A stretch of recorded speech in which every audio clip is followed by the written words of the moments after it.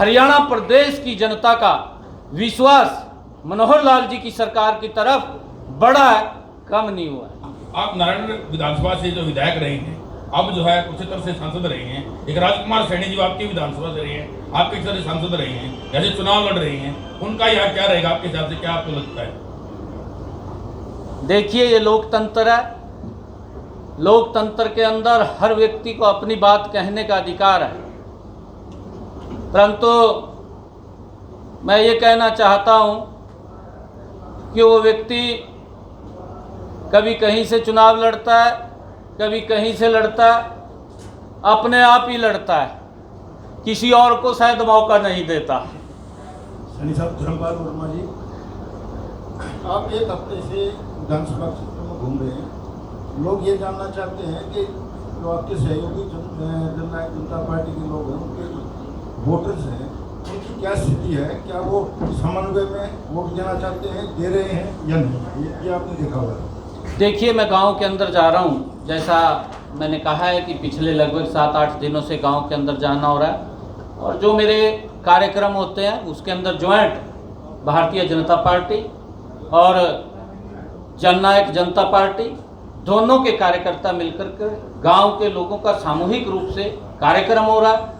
और अभी आदरणीय मुख्यमंत्री जी के भी 29 तारीख को कार्यक्रम है।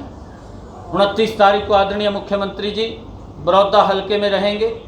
30 तारीख को चौधरी दुष्यंत चौटाला जी बड़ौदा हलके में रहेंगे, और 31 तारीख को फिर आदरणीय मुख्यमंत्री जी के कार्यक्रम हैं। ज्वाइंट कार्यक्रम वो चल रहे हैं। जो कार्यकर्ता है, हमारे कार्यकर्ता नीचे मिलकर के एकजुट होकर के वो लगे हुए हैं, और आज लोगों का भी सरकार के साथ चलने का मन है।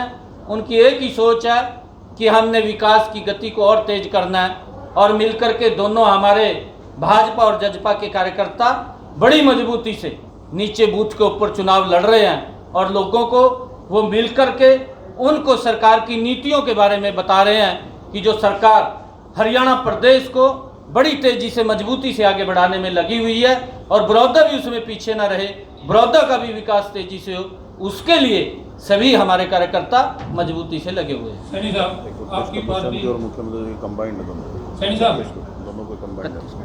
आज आपको गठबंधन 1 साल भी हो गया, पूरा 1 साल। सैनी साहब, आपकी जो सरकार चल रही है गठबंधन की चल रही है, कल कार्यकर्ता सम्मेलन था आपका, और साथ में जो गठबंधन सरकार वो पार्टी है वो भी साथ में थे, दिग्विजय जी, लेकिन कहीं भी झंडा, कहीं भी निशान, कहीं भी कोई पोस्टर आपके यहाँ नहीं दिखा।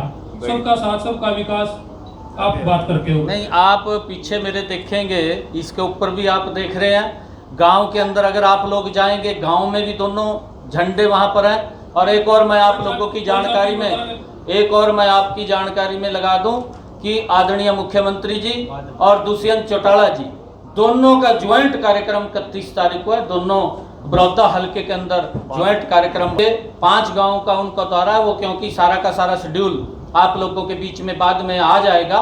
जो कार्यक्रम मैंने आप लोगों को दी है कि आदरणीय मुख्यमंत्री जी 29 तारीख को बड़ौदा हलके में रहेंगे, और 30 तारीख को आदरणीय दुष्यंत चौटाला जी उप मुख्यमंत्री वो बड़ौदा में रहेंगे। 31 तारीख को ज्वाइंट कार्यक्रम रहेंगे। सब कार्यकर्ता दोनों दलों के मिलकर के मजबूती से इस चुनाव को लड़ रहे हैं, और आज जनता ने भी मन बनाया है कि यहाँ से कमल का फूल खिला करके योगेश्वर दत्त जी को विधानसभा में भेजेंगे और सरकार में साझेदारी करेंगे। सैनी साहब, मैं सुरेंद्र ने, अगर आपकी सरकार इतने अच्छे काम कर रही है तो बड़े बड़े नेता आपकी पार्टी छोड़ के क्यों जा रहे हैं? चाहे हम पूर्व विधायक श्याम सिंह राणा की बात करें या परमिंदर सिंह ढुल की बात करें। दूसरा सवाल मेरा आपके जो सहयोगी बैठे हैं गठबंधन के, राणा साहब, इनसे भी है कि आप चौधरी देवलाल की नीतियों को चलाने की बात करते हो। आपके पीछे जो पोस्टर लगा है सिर्फ जजपा लिखा हुआ है, ना आपका झंडा ना डंडा, और किसान लगातार जो विरोध कर रहे हैं, लेकिन आपकी नीतियाँ तो वो थी। तो दोनों अलग अलग मेरे को जवाब दें। देखिए, जो आपने बात कही है, क्योंकि जो 3 कृषि अध्यादेश ये कानून बने हैं, ये किसान के हित में बने हैं, किसान की मजबूती में बने हैं। और इसके अंदर, क्योंकि मैं ये कहना चाहूँगा कि मैं ट्रैक्टर रैली किसान इसके समर्थन में निकाल रहे थे, उस ट्रैक्टर रैली का विरोध करने के लिए किसान नहीं, कांग्रेस के कार्यकर्ता आए थे।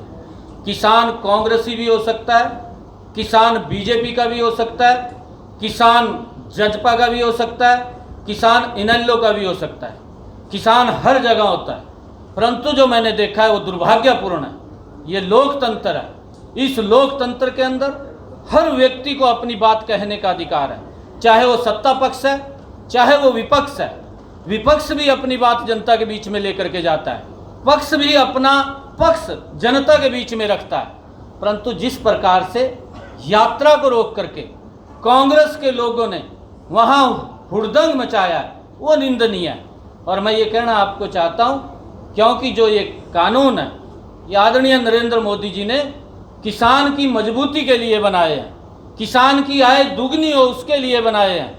आप लोग देखिए, इन पिछले 6 वर्षों के अंदर नरेंद्र मोदी जी ने चाहे प्रधानमंत्री किसान सम्मान निधि है, 6,000 रुपया उसके खाते में पहुंचाया, चाहे 2014 से लेकर के 2020 जो उन्होंने कहा कि 2022 तक किसान की आय को दुगना करेंगे, 1.5 गुना MSP बढ़ाने का काम वो नरेंद्र मोदी सरकार ने किया। उसके बावजूद किसान को जोखिम भरी करने का काम प्रधानमंत्री फसल बीमा योजना के माध्यम से किसान को किया।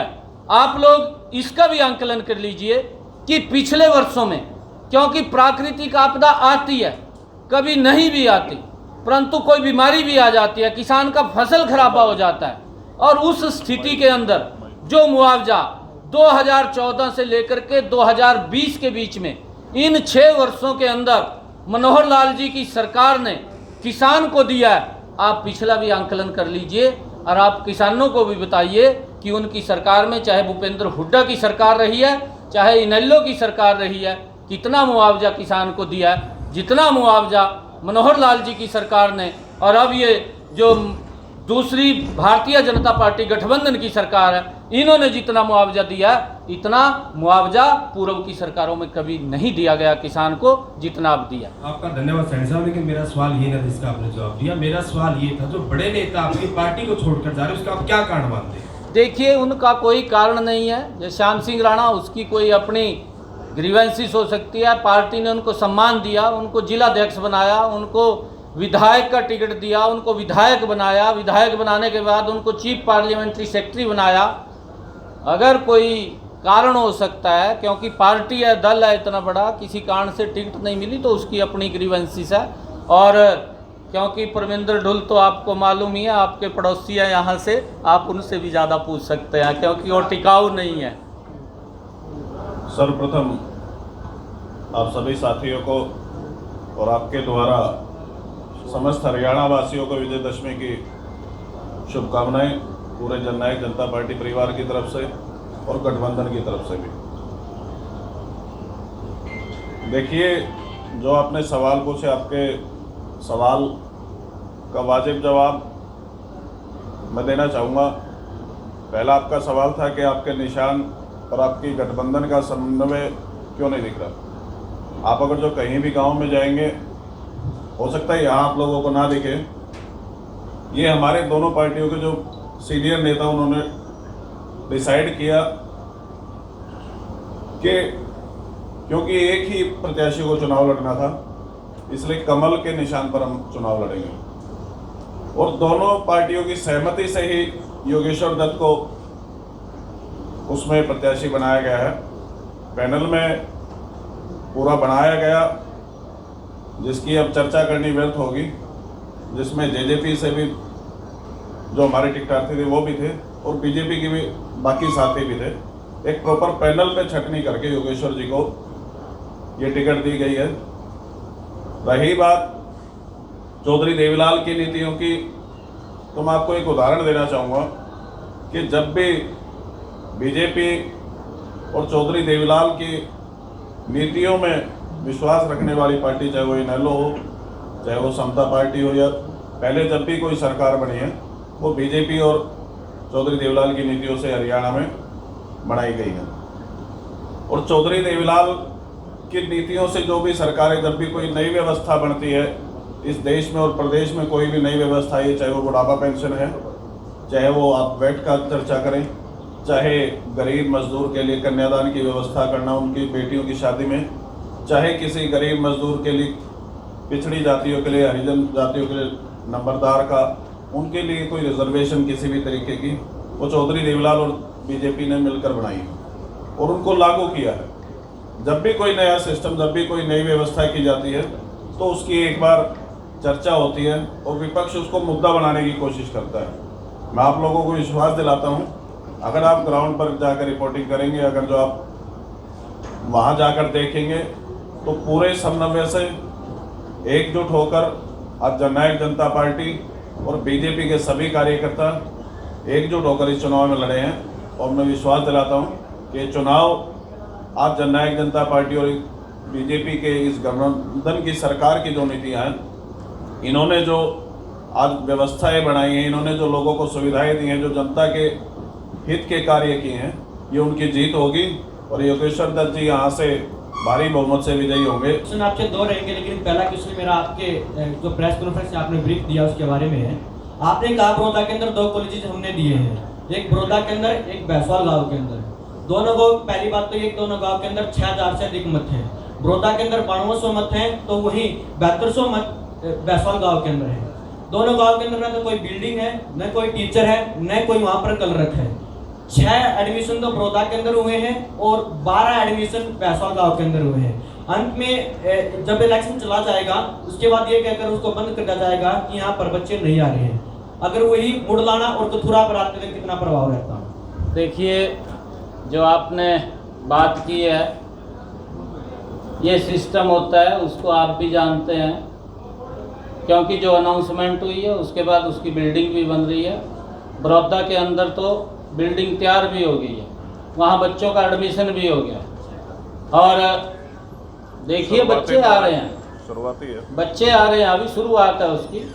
भैंसवाल कला के अंदर वो काम चल रहा है।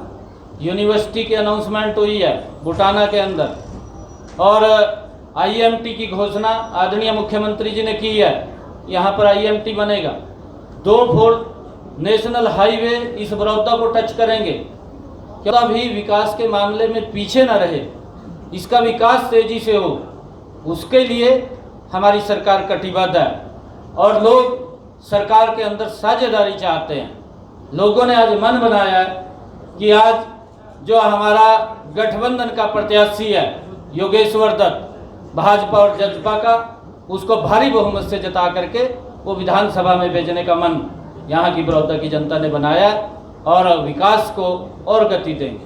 सैनी साहब, दूसरा क्वेश्चन मेरा ये था, इसी के अंदर हर पार्टी का अपना कैडर का वोट बैंक होता है, उसी तरह भारतीय जनता पार्टी का पिछड़ा वर्ग बड़ा कैडर माना जाता है। यहीं पर राजकुमार सैनी भी उसके अंदर सेंध लगा रहे हैं, आप कहाँ से उसका पूरा करेंगे? देखिए, कहीं सेंध नहीं लग रही है, हम भी घूम रहे हैं।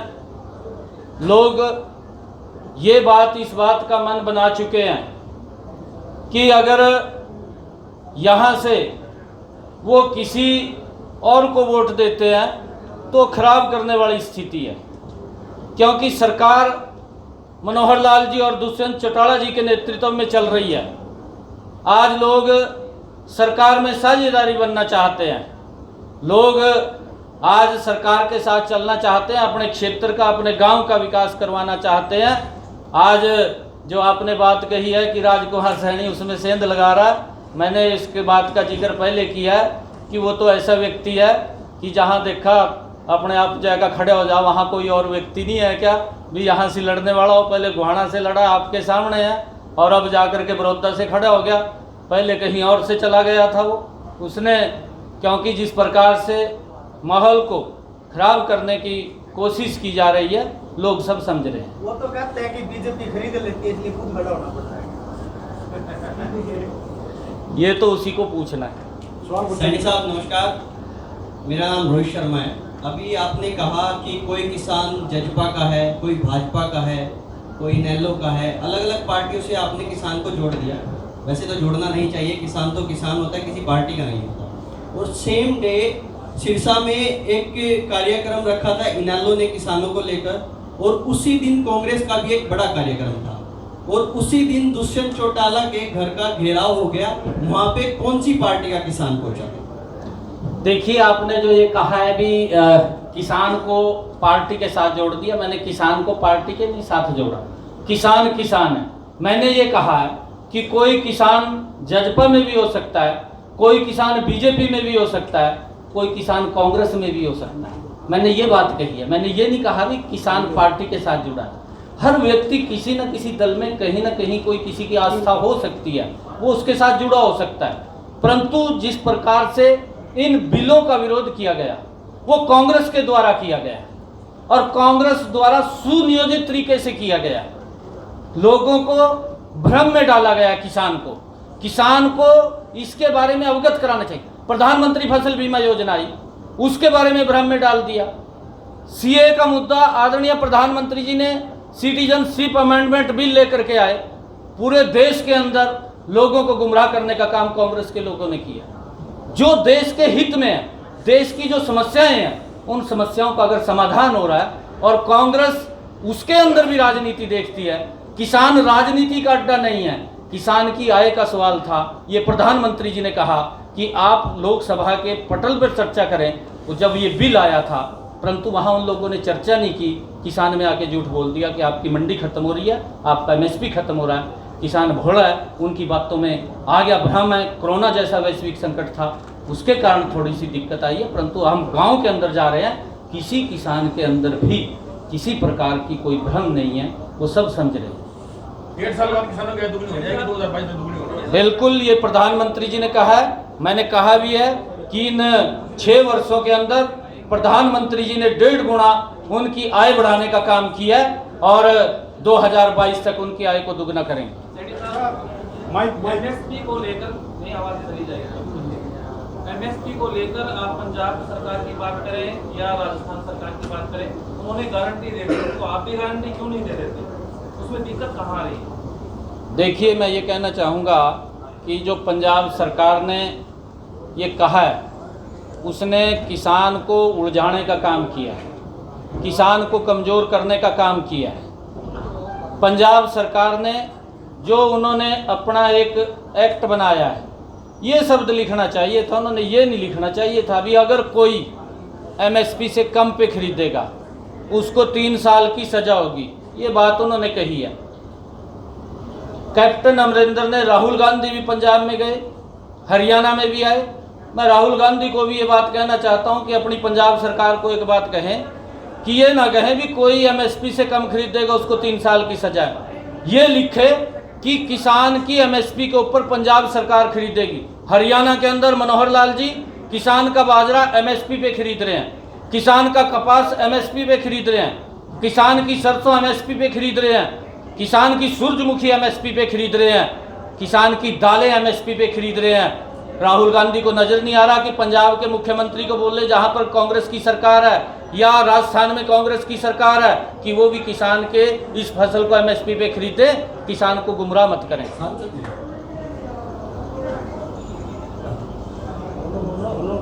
आदरणीय सांसद जी, आपने पार्टी का विरोध आईएमटी लगाने का उसकी जमीन एक्वायरमेंट के लिए रिक्वायरमेंट तो गवर्नमेंट करके नहीं, तो किसानों से ऑप्शन मांगे गए, 24 गांव के किसानों से मांगे गए। अगर 24 गांव के 100 किसान जमीन लेने के लिए आगे आ जाए तो क्या 100 आईएमपी लगेंगे या इसी तरह से मिला के रहेगी? क्या कैसी क्या कार्य योजना आपके? नहीं, देखिए, उसकी सारी की सारी प्रपोजल वो बनी हुई है और जो उसकी प्रपोजल बनी हुई है उस हिसाब से, क्योंकि आईएमटी तो ज़मीन के ऊपर लगनी है, कहीं और तो लगेगी नहीं, और कीसान ज़मीन देगा तो वो लगेगी। और उसकी सारी जिस प्रकार की मैपिंग तैयार हुई है, आईएमटी लगेगी। आदरणीय मुख्यमंत्री देखिए, इससे अच्छी व्यवस्था क्या होगी कि किसानों से पूछकर उनकी ज़मीनें ली जा रही हैं। सांसद जी, पुरानी कांग्रेस सरकार की तरह ये नहीं कि हमें ये ही चाहिए, ये हमें लेंगे। आज 24 गांव के किसानों से पूछा गया है, एक व्यवस्था बनेगी जहाँ के किसान ज़्यादा खुश होंगे, जहाँ किसानों की ज़्यादा सहमति होगी, उन्हीं गाँव की ज़मीनें ली जाएंगी। ये भी एक बहुत बड़ी उपलब्धि है, इसका भी आप लोगों को समाज में और सारी जगह प्रचार करना। सांसद जी, आपके कैंडिडेट का लगातार एक ट्वीट को लेकर विरोध किया जा रहा है, आरक्षण का उसमें एक जिक्र किया गया था, इस पर क्या कहना है? कितना सही है, कितना गलत है? और पुतला भी उसका फूका गया है आपके कैंडिडेट का, बैकवर्ड समाज की तरफ से। देखिए, ये इलेक्शन के अंदर जिस प्रकार की बातें खड़ी होती हैं, मेरे ख्याल से जब इलेक्शन चलता है तो उसके पिछले सारे रिकॉर्ड निकाल लिए जाते हैं, परंतु आप उसके अंदर भी जाइए जो उसने ट्वीट किया, उसने क्या कहा था। और जिन लोगों ने उसके बारे में इस प्रकार की अफवाह फैलाई है, उनका जो ट्वीट था आप उसको भी अध्ययन कर लीजिए कि उन्होंने क्या बात कही थी। उन्होंने इस प्रकार का कोई विषय नहीं कहा था, परंतु जो आरक्षण को लेकर के इसमें जो खबर छपी थी वो खबर भी, उसके पीछे कौन लोग थे वो भी आप ध्यान कर लीजिए। आप सबका बहुत बहुत धन्यवाद। ठीक है जी, धन्यवाद आप सबका। सांसद साहब पूछ लो पूछो सैनी साहब एक एक पूछ लो। सांसद साहब इधर। 2-3 सांसद साहब, कांग्रेस सरकार में 3 से 4 लाख नोट जो है दलित और पिछड़ा को दिए गए थे, जो आज भी लगभग 6 साल हो गए, आज तक उनको कब्जा नहीं मिला। उनको क्या कारण है कि आपकी सरकार आज तक उन प्लाटों को जो कांग्रेस ने दिए थे उन तक पहुंचा नहीं पाई? देखिए, जो आपने बात कही है उसके अंदर, क्योंकि कांग्रेस ने एक सस्ती लोकप्रिय हासिल तक की थी कि हम गरीब लोगों को प्लाट दे रहे हैं, और जो वो प्लाट दिए थे उन्होंने खाली कागज उनके हाथ में पकड़ा दिया था, परंतु उनको नाम रजिस्ट्री तक नहीं हुई थी। वो रजिस्ट्री भी कराने का काम उन्होंने। सैनी साहब, मैं रोहित सैनी हूँ, देसी छोरा रोहित के नाम से मशहूर है।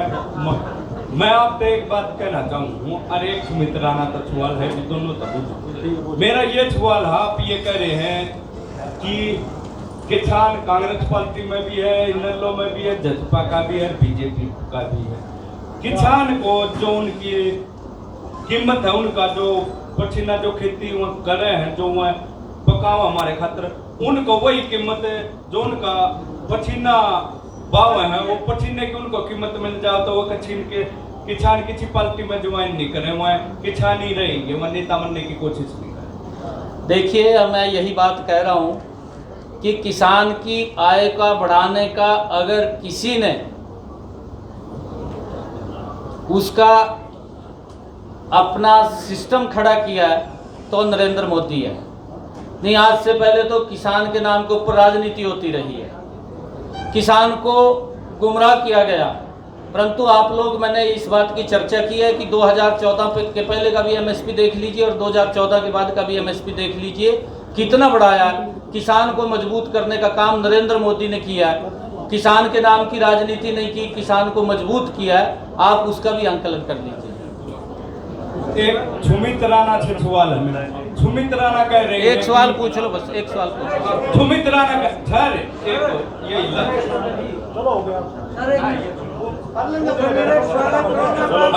सुमित राणा जी, मेरा एक सवाल है कि आप कह रहे हो जननायक जनता पार्टी चौधरी देवीलाल के उन पे चली है, और इनेलो पार्टी भी कह रही है जननायक चौधरी देवीलाल के नाम पे, और आदित्य देवलाल भी कह रहे हैं देवीलाल के नाम पे, रंजीत चौटाला भी कह रहे हैं। अब ये जनता क्या समझे कौन सा देवीलाल के नाम पे मांग रहा है? ये 4 पार्टियों में गए हुए हैं, चारों देवीलाल के नाम पे मांग रहे हैं। देखिए, जो हमारे समाज में शख्सियत हुई है, चाहे वो चौधरी देवीलाल हैं, चाहे सर छोटूराम हैं, चाहे BR अम्बेडकर जी हैं, चाहे महर्षि वाल्मीकि जी हैं, जो भी इस तरह की शख्सियतें हैं, वो किसी एक पार्टी से बंधी नहीं होती।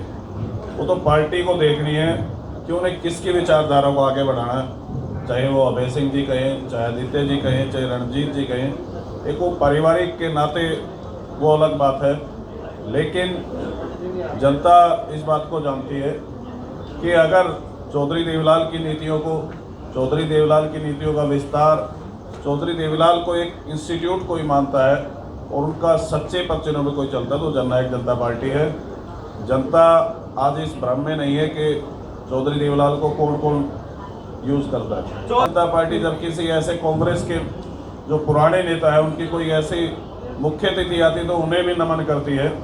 वो महान आत्माएं हैं, वो समाज के लिए एक मिसाल है। उनको किसी पार्टी से बांधना ना किसी की बस की बात है, ना वो बन सकते। पूछो जी आपका अंतिम सवाल। सर, मेरा सवाल है, कोरोना काल खत्म हो चुका है या अभी जारी है? अगर जारी है तो सिर्फ कोरोना किसानों पर या कोई विरोध प्रदर्शन करता है, कोई अपनी मांगे करता है, उन्हीं पे कोरोना लागू होता है या सभी पे आपके भी धरने प्रदर्शन रोज धरने हो गए, रोज जनसभाएं हो गई, तो इसमें आपका क्या? नहीं देखिए, कोरोना खत्म हो गया तो उसका ऐलान करें खत्म हो चुका है, तो रुपये क्यों लागू है? ये देखिए, आपने जब आदरणीय प्रधानमंत्री जी ने इसको लेकर के राष्ट्र को 6 बार संदेश दिया है और उनको जागरूक किया। इस अनलॉकडाउन के अंदर भी आदरणीय प्रधानमंत्री जी ने कहा कि हम सबको सचेत रहने की आवश्यकता है। बाहर अगर हम जाएं भीड़ भाड़ वाले इलाके में तो हमें मास्क पहनने की आवश्यकता है, फिजिकल डिस्टेंसिंग की ज़रूरत है। जब तक दवाई नहीं तब तक ढलाई नहीं, तो हमें तब तक सचेत रहने की आवश्यकता है। और लोग अब अपने कामों के ऊपर सामूहिक रूप से निकल चुके हैं। किसी प्रकार की सिर्फ रुपये ऊपर लागू क्यों है? ये राजनीतिक लोगों को क्यों नहीं है? राजनीतिक लोग रैलियां कर रहे हैं, प्रदर्शन कर रहे हैं, जनसभाएं कर रहे हैं, तो वहाँ क्यों नहीं? देखिए, उसके अंदर मैंने कहा कि सचेत होने की आवश्यकता है। सचेत होने को क्यों किया जाता है? सभी आप सबका बहुत बहुत